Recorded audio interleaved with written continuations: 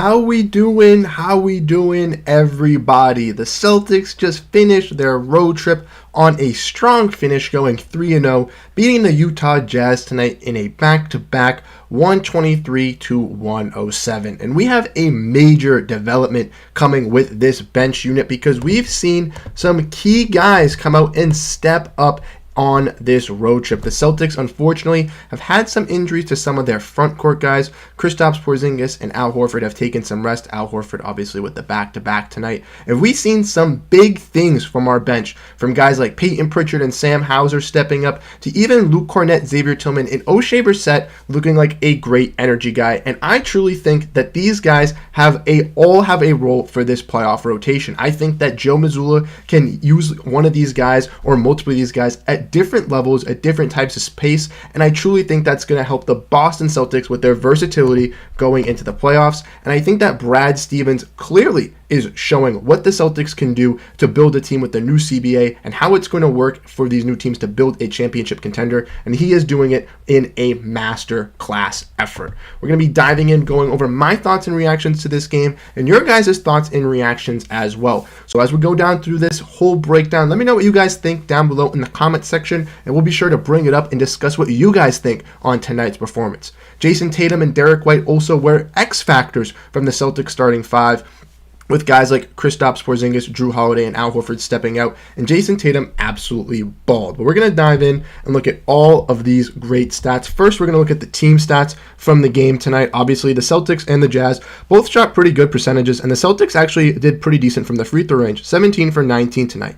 They also out-rebounded the Utah Jazz, held them to one offensive rebound in the fourth quarter, and the Celtics held the ball and controlled it for the second half, limited to only one turnover in the fourth as well, and dominated with points in the paint. If we want to look at this Celtics team, looking at the starters and the bench squad, the main guys we're going to be talking about are those bench guys because they truly have stepped up. Luke Kornet, 4 for 7 from the field, 4 for 4 from free throw, with 9 total rebounds, 6 assists, and 12 total points. Sam Hauser had his career high last night and did a fantastic job again from 3, 5 for 13 from the field with 14 total points. An effective defender at the rim and helping when Luke Kornet was down there as well.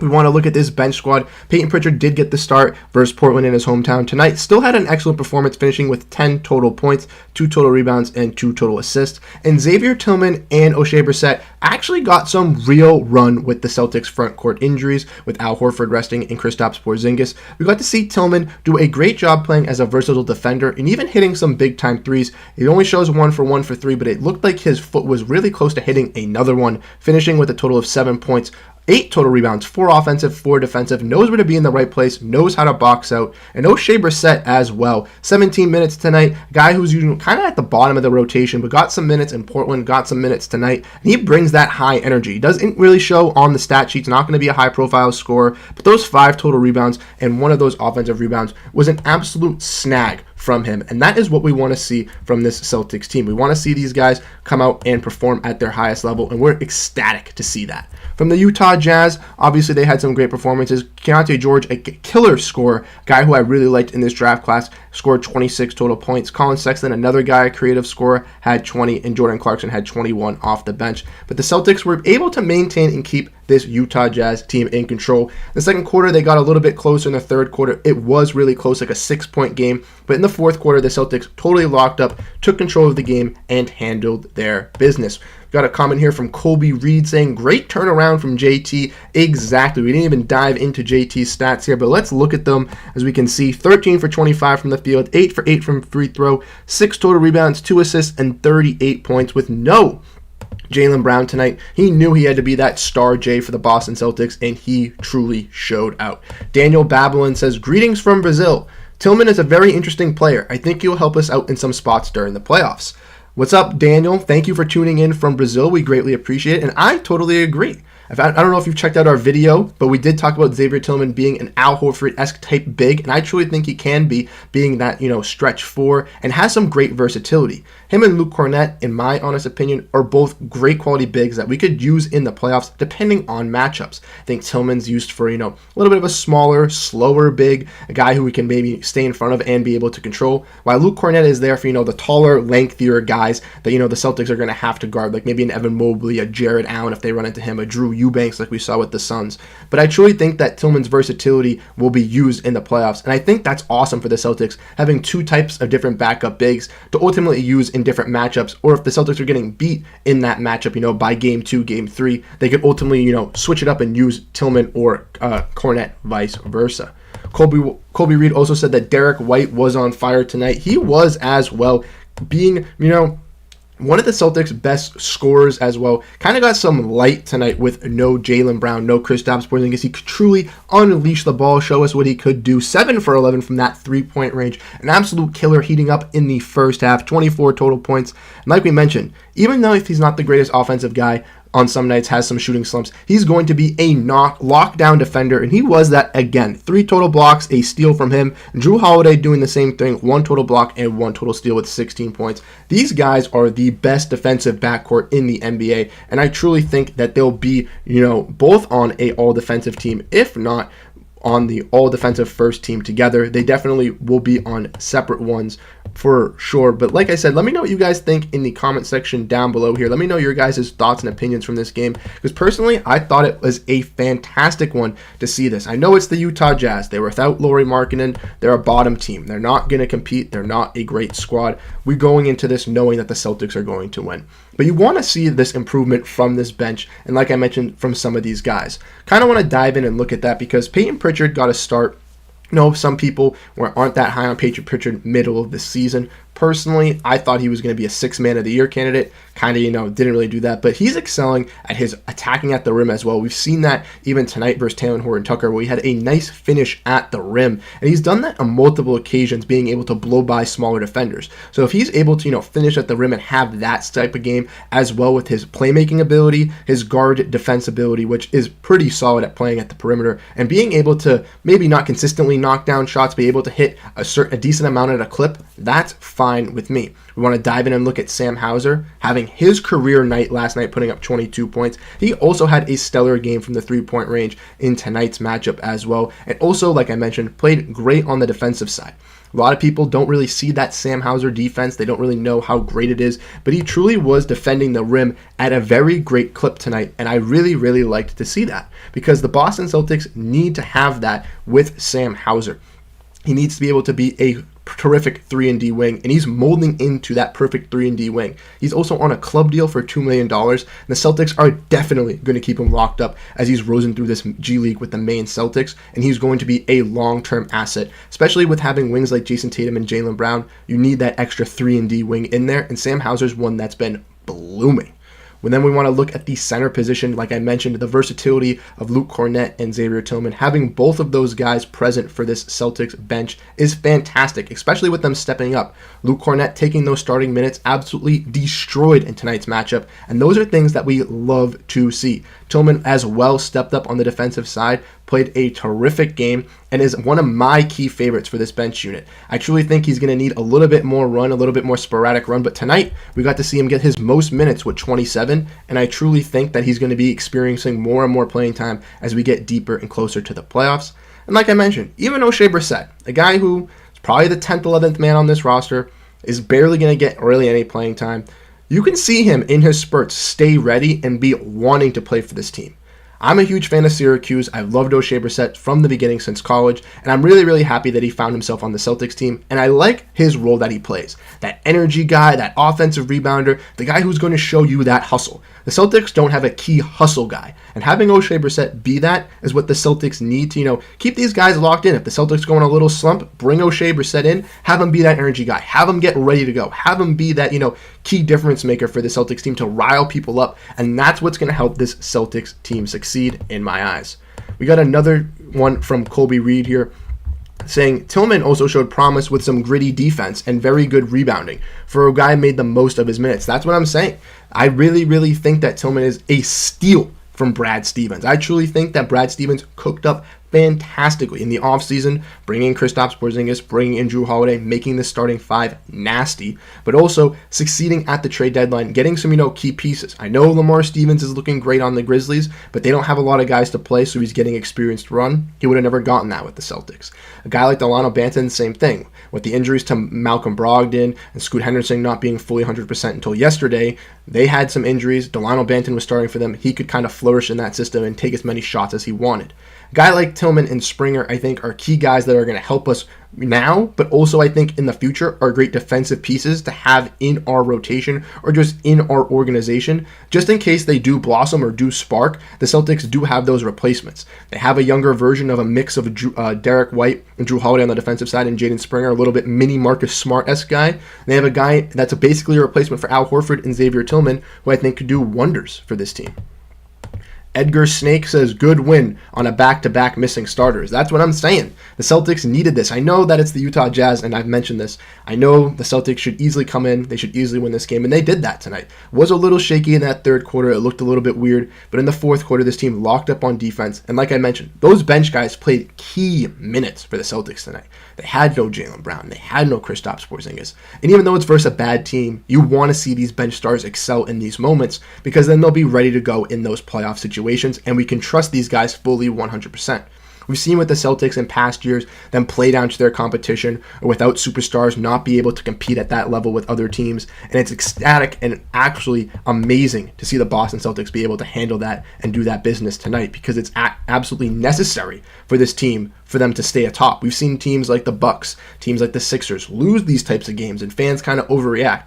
So if the Celtics can stay on top and control these games, that's what we need to continue this win streak and to continue, hopefully, our push deeper into the playoffs and hopefully on our quest for Banner 18, because I truly think with this squad, we're deeper than a lot of people think. I think that this team has realistically 10 to 11 guys deep that they could run. If we want to look at this box score, I think Tatum, Hauser, Cornette, Holiday, White, Tilman, Brissett, Pritchard, Horford, Jaylen Brown, and Kristaps Porzingis. So 11 guys. Brissett and Tilman, I think, are on the fringe for being there. I think they're used in situations. And obviously, as we get deeper and deeper into the playoffs, Joe Mazzulla is going to be limiting that bench. He's going to be cutting players out. But I do think that the Celtics, once they get to that point, we won't see the same guys every single night. I don't think there's going to be a set 7 or a set 8. I do believe that the starting 5 and obviously Al Horford will be the main guys off of that, and they'll be, key contributors, for that playoff unit. But I do think that depending on the matchup, depending on the series, depending on how the team is playing against us, we have that versatility to be like, all right, we want to use Pritchard and we want to use Hauser tonight, let's do it. All right, we want to use Hauser and we want to use Cornette tonight, let's do that. They got a linkier, they got a slower big, they got a guy that we want to, be able to get in front of and control. Let's run that Tilman and Al duo. And I think that brings the Celtics that much better than all these other teams. Because if we want to look at some of those other teams, yeah, the Knicks are very deep. They have a pretty good roster. But I truly think that we have the deepest team. Colby has another question. The real question is if JB and J-Heat could do what they're doing now in the playoffs. I'm not concerned about that. I think they'll be ready to go and locked in. They've heard that noise, and they've heard it. And let's not forget to mention the Celtics are the first 50-win team across the whole NBA. We're getting closer to that 60-20 mark, and I'm hoping that the Celtics can be able to do that. The Celtics have the Suns on Thursday night, which will be another tough matchup. We already saw them go toe-to-toe with them in Phoenix, and it was a great battle without Devin Booker. Now Devin Booker is healthy, so it should be a better matchup between the battles, but since we're at home, I do feel confident, and I'm not really scared of any of these teams in the Eastern Conference, The Miami Heat are not worrying me right now. The Sixers don't have Embiid. The Bucks, they got to get their defense better, and I don't believe in Chris Middleton as a third star. I truly think the Celtics could outwork some of these teams.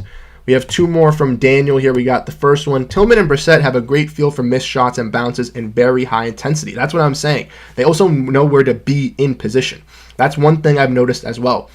Brissett is the first guy to crash that board. He might not be taking that shot. Even if he does take that shot, he's running to that like Derek White in Game 6 of last year's playoffs, trying to get his offensive rebound and get that putback. And we clearly saw that tonight. With Tilman as well, they know where to be in the right position down low. They know how to box out. They know the intangibles.